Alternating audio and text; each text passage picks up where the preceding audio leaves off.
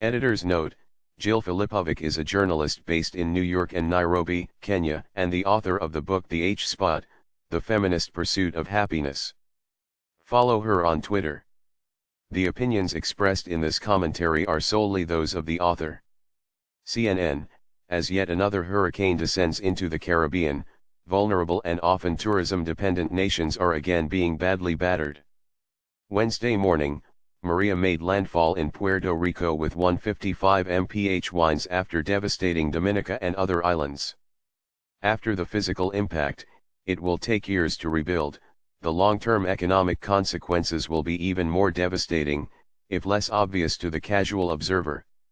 As the destruction unfolds, the United States has a responsibility to help. Maria is the first Category 4 hurricane to make landfall in Puerto Rico in 85 years, and the storm is fierce enough that it broke 2 National Weather Service radars there. Some tourists are stranded in Puerto Rico as well. I mention the tourists in part because, for many Americans, the Caribbean evokes images of pristine beaches, turquoise waters, and well-tended resorts. For others, the Caribbean is home, or home to grandparents or extended relatives. But as that second group knows better, real life in the Caribbean, not vacation, is not quite as carefree as a day at the beach. More than 1 in 5 people live in poverty. In Dominica, which Hurricane Maria left in ruins, nearly 30% of the population is poor. While poverty rates have dropped across the Caribbean, many islands remain poor.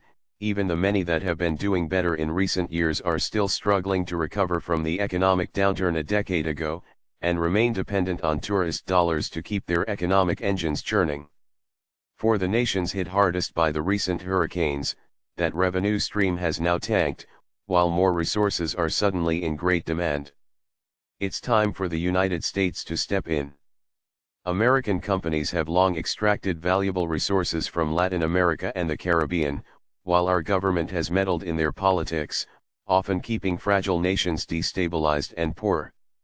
We've also fed the fury of these storms by, for years, not doing enough to thwart climate change, which meteorologists attest has made very bad storms worse.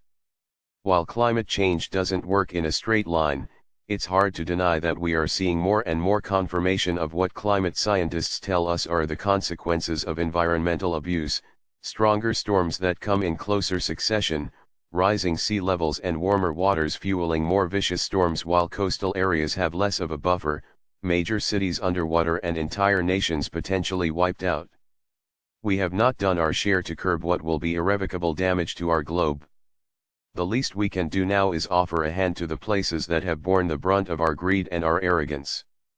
America is not just a government. Individuals have responsibilities, too. They are to press our political representatives to help out our devastated Caribbean neighbors and to be more proactive in fighting climate change. It's great to individually recycle, bike to work or take shorter showers, but there is no way to make necessary progress without federal regulation of big business. This is imperative for the health of the planet and all of us who live on it, too many of whom have already lost their lives to increasingly unnatural disasters. And, of course, we can give. If every person who has ever taken a Caribbean cruise or sunned themselves on a Bahamian beach donated just 1/10 of the cost of their trip to hurricane recovery, that region would be a lot better off.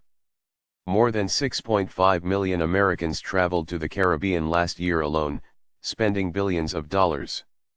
If you enjoyed your vacation and, more importantly, if you are thinking of the wonderful locals you met during your travels, put your money where your heart is and give to hurricane relief. Americans have never stayed within our own borders.